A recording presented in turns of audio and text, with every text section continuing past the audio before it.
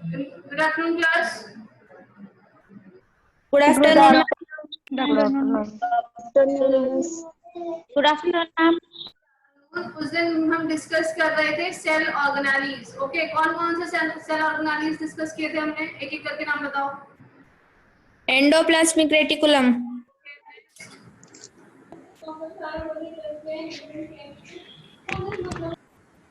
Next, endoplasmic reticulum के अलावा आवाज आ रही है? साइटोप्लाज्म। ओके, सेल ऑर्गेनाइज एक राइबोसोम डिस्कस किया था। आज आगे के सेल ऑर्गेनाइज डिस्कस करते हैं, जिसमें सबसे पहले है गोल्जी बॉडी।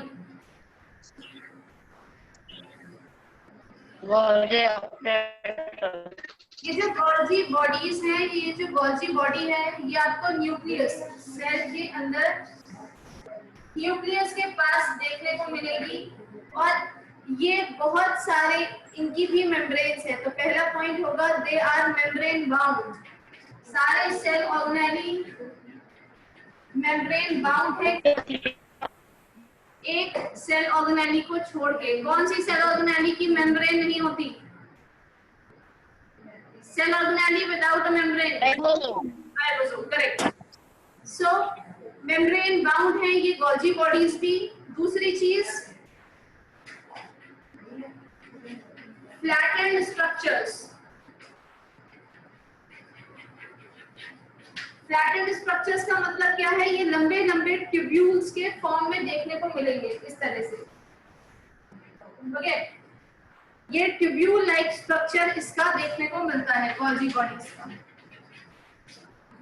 ये जो फ्लैट वाला हिस्सा है, इसको हम ट्यूब्यूल बोलते हैं। इसको हम ट्यूब्यूल बोलते हैं। और इसके लास्ट में आपको एक सर्कुलर स्ट्रक्चर दिखाई देगा।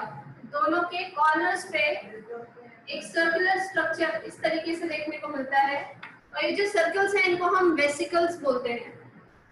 VESICLES, vesicles. ये जितने भी वेसिकल्स या ये जो फ्लैट वाला ट्यूब्यूल है, इसके अंदर एक लिक्विड भरा होता है, एक फ्लूइड फिल्ड होता है। तो अगर मैं इसके अंदर डॉट दिखाऊं तो they are fluid filled. Third point will be they are fluid या लिक्विड, इसके अंदर फिल्ड होता है। इसके बाद चौथी चीज जो इसके अंदर हम देखेंगे वो ये कि ये आपको बहुत सारे एक साथ दिखेंगे and they are mostly parallel to each other. तो अगर मैं इसके अंदर बनाऊं तो ये कुछ इस तरीके से, ये एक इसके साथ कनेक्टेड दूसरा, तीसरा स्ट्रक्चर, ये इस तरीके से आपको गोल्जी बॉडीज सेल के अंदर दिखाई देती हैं। और इस पूरे स्ट्रक्चर को, वेसिकल और ट्यूब्यूल, इन दोनों को मिलाकर हम इनको सिस्टर्न्स बोलते हैं। I can write vesicle plus tubule, इन दोनों को कंबाइन करके हम बोलते हैं they are cisterns. CISTERNS। Okay, they are known as cisterns. तो आपके पास इसके अंदर कुछ वेसिकल्स हैं और कुछ ट्यूब्यूल्स हैं, दोनों को कंबाइन करके we call them as cisterns. तो नेक्स्ट पॉइंट हो सकता है they are stacked together in a parallel manner. क्योंकि ये एक दूसरे के नंबर 1 2 3 तीनों एक दूसरे के पैरेलल हैं, तो फोर्थ पॉइंट होगा they are stacked together in a parallel वे।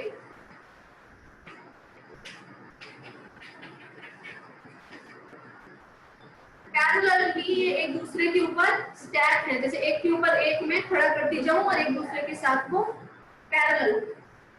अब ये जो गोल्जी बॉडीज हैं, ये जो यहाँ बनी हुई हैं, what is the function of these Golgi bodies? देखो, उस दिन हमने पढ़ा था कि यहाँ पर कनेक्टेड एक इस तरीका का स्ट्रक्चर हमने उस दिन डिस्कस किया था, जो न्यूक्लियर मेम्ब्रेन के कनेक्टेड है। What is the name of this structure? Endoplasmic reticulum. Which mainly, how many types of endoplasmic reticulum is present in the cell? Two types of endoplasmic. दो type Rough endoplasmic reticulum and smooth endoplasmic reticulum.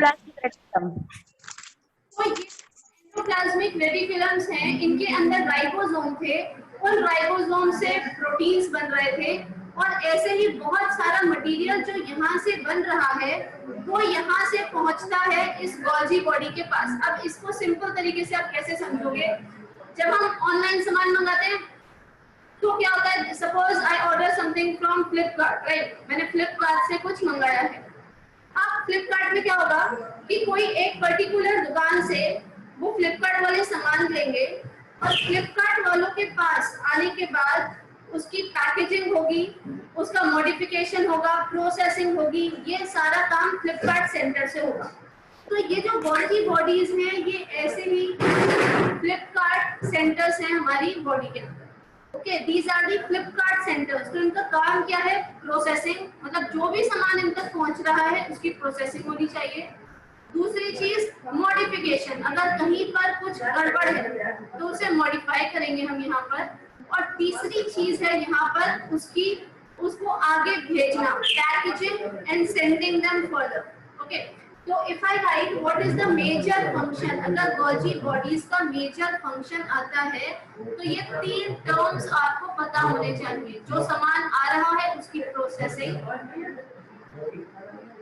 जो सामान आ रहा है उसकी processing, जो सामान पहुंच चुका है और उसमें कुछ गड़बड़ है तो उसका मॉडिफिकेशन, और तीसरी बात अगर सब कुछ सही है तो उसको पैकेज करके आगे डिलीवरी के लिए भेजना। तो if the functions of Golgi bodies come, I will write them as, structure के बारे में इतना ही लिखना है। फंक्शन इसका मेजर, प्रोसेसिंग, दूसरी चीज मॉडिफिकेशन, अगर कोई भी सामान आ रहा है तो हमारा फ्लिपकार्ट सेंटर उसको मॉडिफाई करेगा, राइट। मैंने जो भी सामान मंगाया है, सपोज मैंने कोई कपड़े मंगाए तो दुकान से, जहां पर दुकान वाला जो बेच रहा था उससे फ्लिपकार्ट सेंटर पे आए, प्रोसेसिंग करी उन्होंने, कुछ प्रॉब्लम है तो मॉडिफाई किया और लास्ट में उन्होंने उसको पैक कर दिया। और पैक के बाद क्या होगा, पैकेजिंग करने के बाद ये आगे डिलीवर होगी। तो आफ्टर दिस ये तीनों काम हमारा Golgi apparatus करता है। So I can define in the Golgi apparatus what is the function. It process, modify and package the materials which are coming from the endoplasmic reticulum, and then finally it will send it, या it will, क्या हुआ बेटा, video call हो रही है शिशांक BP? Yes, miss. Yes, miss. किसी को clear? Okay, wait और भी क्लियर नहीं आ रहा है मिस।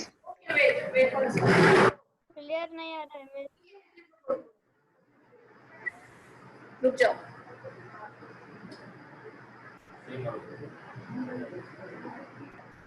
एक सेकेंड रुको।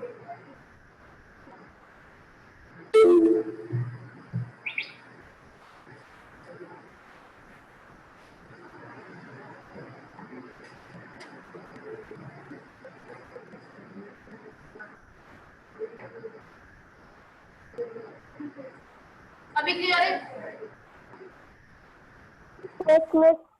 No, ma'am. No, ma'am. No, miss.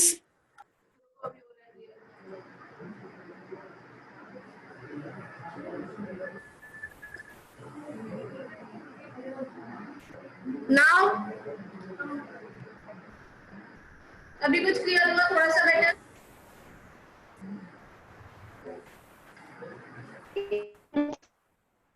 ठीक है बेटा, बोलो, थोड़ा सा क्लियर है? No, ma'am. No, miss. अभी ब्रेक No, हो रहा है ma'am. आपका ऑडियो भी ठीक नहीं आ रहा है ma'am. Yes, miss. Yes, miss.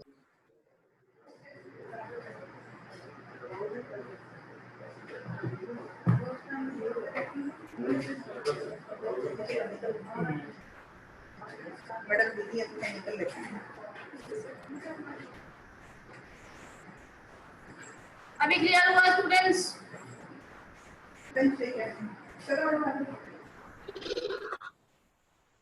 No, ma'am. Voice break हो रहा है। No, miss. No, miss. रुक जाओ।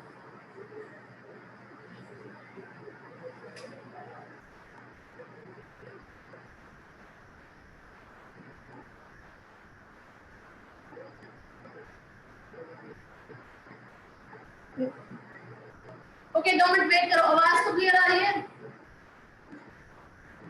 Yes ma'am. मैम बीच बीच में रुक जाते हैं मिस। ठीक है, यस मिस, बीच बीच में तो करती हूँ जहाँ ब्रेक हुआ था, ठीक है? So here 3 functions of Golgi body is processing, modification and packaging of the material which is coming from these ER endoplasmic reticulum से जो मटेरियल आ रहा है उसमें ये तीनों फंक्शन करना और फाइनली इसको डिलीवर करना to the different cell organelles और द सेल कंपोनेंट्स, अलग अलग सेल ऑर्गेनेली और सेल कंपोनेंट के पास इसको डिलीवर करना। अब यहाँ से जो सामान निकलता है वो वेसिकल्स के फॉर्म में निकलता है, मतलब यहाँ से जो भी मटेरियल निकलेगा ये पूरा एक जो फ्लैट ट्यूब्यूल है और ये जो वेसिकल है ये ट्यूब्यूल गायब हो जाएगा और बचेंगे क्या, केवल वेसिकल्स। तो इन वेसिकल्स के फॉर्म में गोल गोल ड्रॉपलेट्स के फॉर्म में, वेसिकल्स के फॉर्म में मटेरियल डिलीवर किया जाता है। जो यहाँ से मटेरियल डिलीवर होता है it is in the form of these spherical droplets or in the form of these vesicles। इसके बाद जो नेक्स्ट इस Golgi apparatus is this होगी, कहीं कहीं पर आपको Golgi bodies की जगह Golgi apparatus भी लिखा हुआ दिखाई देगा। ओके, Golgi apparatus या Golgi body या Golgi bodies all are the same thing। Now if you come to the next point, that is lysosome। Lysosomes, जो ये लाइसोसोम्स हैं, सबसे पहली बात क्या है कि ये मेम्ब्रेन बाउंड है और ये भी पूरे सेल के अंदर वो स्फेरिकल फॉर्म में जगह जगह स्कैटर्ड होते हैं। तो I can write they are also membrane bound and spherical and scattered throughout the cytoplasm। पूरे साइटोप्लाज्म के अंदर ये फैले हुए हैं, स्कैटर्ड है। लाइसोसोम्स के लिए कॉमन वर्ड जो कहीं भी अगर आपको दिखाई दे तो लाइसोसोम्स के लिए कॉमन वर्ड जो आपको दिखाई देगा, they are also known as suicidal bags. Suicide करता है कोई खुद को मार डाले, राइट? तो उसी तरीके से क्यों कहते हैं suicidal bags, we will discuss. They are also called suicidal bags, इनको हम suicidal bags भी कहते हैं। चौथा पॉइंट, इनको हम स्कैवेंजर्स भी बोलते हैं। स्कैवेंजर कौन होते हैं? जो खराब चीजों को खाते हैं। स्कैवेंजर्स जैसे कि ईगल, राइट, या वल्चर, जो कोई मर जाता है जब कोई और उसकी बॉडी डिकम्पोज होनी शुरू होती है, जब वो सड़नी शुरू होती है, खराब होनी शुरू होती है, तो वल्चर्स उन बॉडीज को के ऊपर फीड करते हैं, उनको खाते हैं, इसीलिए हम उनको स्कैवेंजर बोलते हैं। ऐसे ही लाइसोसोम का एक नाम है जिसकी वजह से हम उसे स्कैवेंजर भी बोलते हैं। They are also known as the scavengers. Scavengers के अलावा they are also known as cellular housekeepers. Housekeeper मतलब हम अपने घर में जो मेड रखते हैं या हाउसकीपिंग के लिए किसी को रखते हैं, तो इट मींस जो साफ सफाई करे। तो इसी तरीके से they are also known as cellular, मतलब सेल के हाउसकीपर्स हैं। ये सेल की सफाई के लिए इनको रखा गया है। नाउ अब इनके फंक्शन क्या है, ये तो जनरल चीज होगी। इनके फंक्शन आपको इन्हीं से पता चलेंगे कि जरूर ये कोई ऐसा काम करते होंगे जिसकी वजह से हम इन्हें सुसाइडल बैग्स कहते हैं, या फिर ये कोई ऐसा काम करते होंगे जिसकी वजह से हम इन्हें स्कैवेंजर्स या फिर सेलुलर हाउसकीपर्स कहते हैं। तो सबसे पहला क्या फंक्शन है इनका? सेल के अंदर अगर कोई भी हार्मफुल बैक्टीरिया, वायरस, जर्म, अगर कुछ भी ऐसा सेल के अंदर एंटर कर गया है तो वो उसको मार डालेंगे, खत्म कर देंगे। तो I can say they are cellular हाउसकीपर्स। हाउसकीपर्स क्यों कहा? क्योंकि सफाई कर रहे हैं सेल की। कैसे सफाई कर रहे हैं? अगर कोई भी जर्म, बैक्टीरिया, हार्मफुल कोई भी चीज अगर मेरी सेल के अंदर एंटर करने की कोशिश कर रही है या एंटर कर चुकी है, उसको ये खत्म कर देंगे। तो I can say the first function will be they kill germs, bacteria, viruses, सबको ये खत्म करते हैं, कोई भी अगर मेरी सेल के अंदर एंटर कर चुका है। Next is scavenger. स्कैवेंजर यानी कि जो चीजें खराब हो रही हैं उनको उसको खाकर हेल्प करते हैं सब साफ रखने में सेल को। तो ये किसको खाएंगे? अगर मेरी सेल के अंदर कोई भी सेल ऑर्गेनेली ऐसा है जो डिस्ट्रॉय हो रहा है, जो खत्म हो रहा है किसी न किसी वजह से, या जिसकी प्रोसेसिंग में कुछ चेंजेस आ गए हैं, चाहे वो माइटोकॉन्ड्रिया हो, क्योंकि हर बॉडी में केवल एक अगर सेल है उसमें 2, 3, 4 माइटोकॉन्ड्रिया होती है, कभी भी एक माइटोकॉन्ड्रिया नहीं होती, या केवल एक लाइसोसोम नहीं होगा, या केवल एक एंडोप्लाज्मिक रेटिकुलम नहीं होगा। Many copies of different organelles are present in the cell. तो अगर मान लो मेरे पास 4 माइटोकॉन्ड्रिया है, 4 में से एक का फंक्शन खराब हो रहा है, अब वो बेकार हो चुकी है। अब अगर बेकार चीजें मेरी सेल के अंदर ज्यादा वक्त तक रहेगी तो मे बी वो मेरी सेल के लिए हार्मफुल होगी। तो इसीलिए अगर कोई भी ऐसी worn out मतलब जो अब काम नहीं आ रही है, worn out, WORNOUT, worn out cell organelles अगर मेरी बॉडी में है तो उनको खत्म करने में ये हेल्प करते हैं। दे हेल्प टू रिमूव, इनको रिमूव कर देंगे वो, they help to remove the worn out cell organelles from the cells so that my cell can function properly, मेरी सेल अच्छे से कोई काम कर सके। अब इसके बाद नेक्स्ट चीज जो इसके अंदर है, तीसरी चीज, दैट इज सुसाइडल बैग। हम इसको सुसाइडल बैग भी क्यों बोल रहे हैं? सुसाइड का मतलब क्या होता है? जो खुद को ही खत्म कर दे, राइट? वही होते हैं suicides. Yes ma'am. Yes ma'am. हम इसको सुसाइडल बैग क्यों बोल रहे हैं समझो।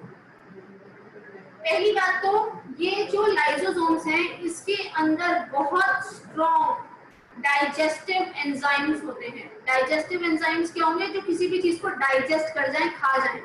किसी भी ऑर्गेनिक मॉलिक्यूल को या कोई भी टाइप का सब्सटेंस, जैसे कि सेल ऑर्गेनेली थे या जर्म्स थे, किसी भी चीज को जो बड़ी आसानी से डाइजेस्ट कर जाते हैं उन्हें हम बोलते हैं digestive enzymes. So I can say in my lysosomes various digestive enzymes are present, very strong digestive enzymes are present। ठीक है, अब ऐसे समझो कि मेरी ये सेल है, दिस इज माय सेल। इस सेल के अंदर ये जो सर्कल है ये एक लाइसोसोम है, ठीक है। और मेरी सेल के अंदर कुछ सपोज हार्मफुल चीज पहुंच गई, या मेरी सेल की प्लाज्मा मेम्ब्रेन ब्रेक हो गई, या मेरी सेल में प्लाज्मोलिसिस होने वाला है, you know these terms, right? अगर कुछ भी ऐसा मेरी सेल के अंदर अब होने वाला है तो मेरी सेल डिस्ट्रॉय होने की कगार पे है, कि मेरी सेल जो है वो खत्म होने वाली है, कुछ ही वक्त के बाद मर जाएगी थोड़ी देर बाद। ऐसे में क्या करते हैं कि ये लाइसोसोम सुसाइड कर देते हैं। कैसे सुसाइड करते हैं? When my cell is about to destroy, मेरी सेल जब डिस्ट्रॉय होने वाली है, ये लाइसोसोम रप्चर हो जाते हैं। रप्चर मतलब टूट जाते हैं, फट जाते हैं। they will rupture, ये रप्चर हो जाएंगे, और रप्चर होने के बाद इसके अंदर जितने भी डाइजेस्टिव एंजाइम्स हैं वो बाहर आ गए। एक मेरे बॉल, एक बलून है सपोज, एक बलून के अंदर बहुत सारा पानी भरा है, अगर वो बलून फटेगा, रप्चर होगा तो सारा पानी अंदर का बाहर आ जाएगा। In the same way, when these lysosomes will rupture, all the digestive enzymes will come out। और जब ये सारे डाइजेस्टिव एंजाइम्स बाहर आ गए, और क्योंकि ये बहुत स्ट्रॉन्ग है, ये किसी भी चीज को डाइजेस्ट कर सकते हैं, तो सेल के अंदर जितना भी मटेरियल है उसको ये डाइजेस्ट कर जाएंगे और सेल को खत्म कर देंगे। मतलब सेल के अंदर जो रहता था उसी ने सेल को खत्म कर दिया। That's why I am using the word suicide. कोई और आके करता, कोई बाहर से तो नहीं आया, इस केस में कोई भी नहीं आया, इसी का खुद का एक organelle which is known as lysosome. उस लाइसोसोम ने जब ये देखा कि भाई सेल खत्म होने वाली है, अभी नहीं तो बाद में हो जाएगी, तो वो लाइसोसोम रप्चर कर गया, और रप्चर करने के बाद अंदर के सारे डाइजेस्टिव एंजाइम्स बाहर आ गए, और बाहर आने के बाद मेरी सेल को पूरा की पूरा खा गई। तो if I will write it like during the breakdown of cell structure, जब मेरी सेल का स्ट्रक्चर ब्रेक डाउन होगा, जब मेरी सेल टूटेगी कहीं से, when the cell gets damaged, या फिर मेरी सेल कहीं से डैमेज हो जाएगी, ऐसे में क्या होगा, जो लाइसोसोम है they will burst, the digestive enzyme will come out and they will eat up their own cells। ये अपनी खुद की सेल को खा जाएंगे, अपनी खुद की सेल से सेल जो है उसके अंदर ये सुसाइड कर लेंगे, अपनी खुद की सेल को खा जाते हैं, इसीलिए they are known as suicidal bats. Am I clear till here? Yes, ma'am. Yes, miss. No. Yes, miss. Miss. Which is known as mitochondria, very much important.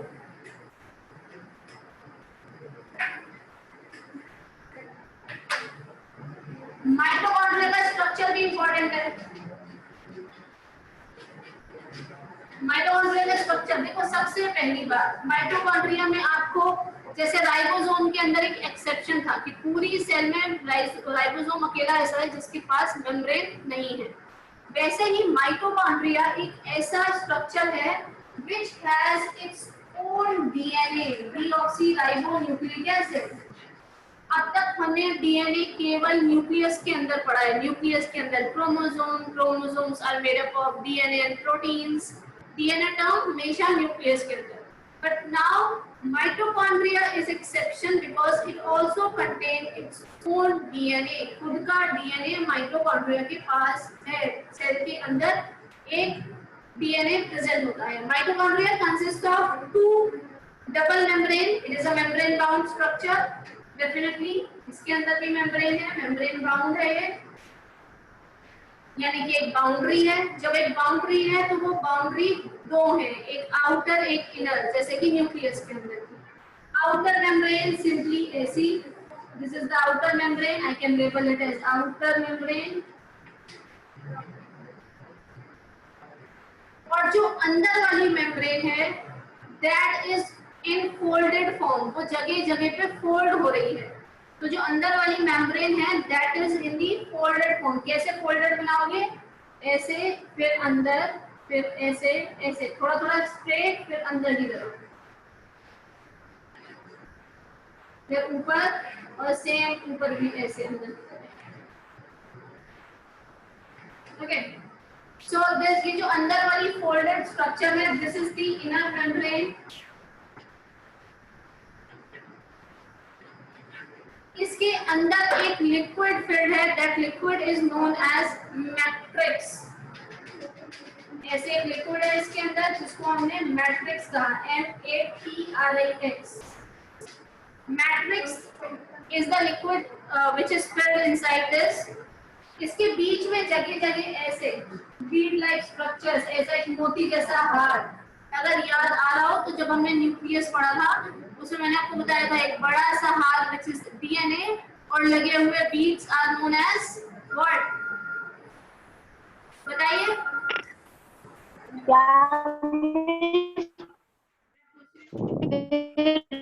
पूछिए। एक सेकेंड, मैंने आपको बताया था कि एक बड़ा सा हार जिसके अंदर छोटे छोटे मोती, वो लंबा सा हार बीच, तो वो छोटे छोटे मोती क्या है?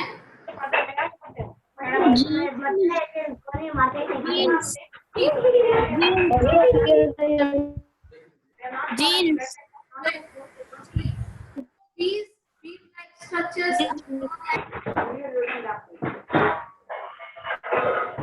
मैम नहीं सुन रहा है मिस। पीछे से कोई डिस्टर्ब कर रहा है, यूज ऑफ माइक ऑफ करो।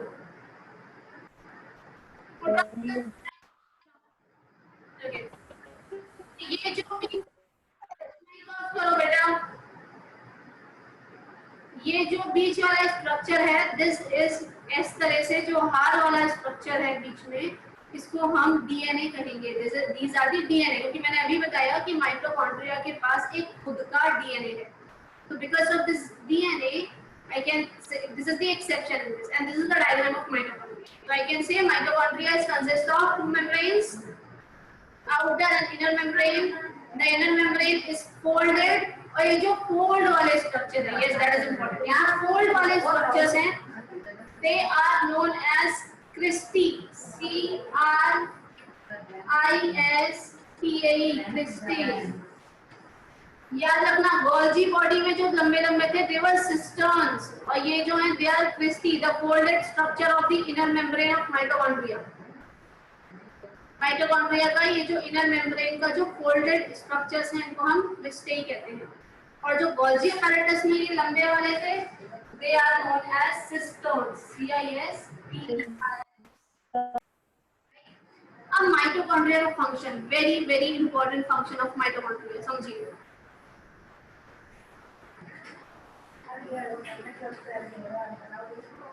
देखो, we all okay, why don't we eat food? खाना क्यों खाते हैं? What is the reason of eating food? Anyone? To get energy, ma'am. Get it?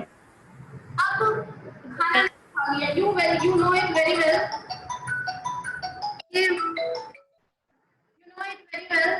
कि जब हम खाना खा रहे हैं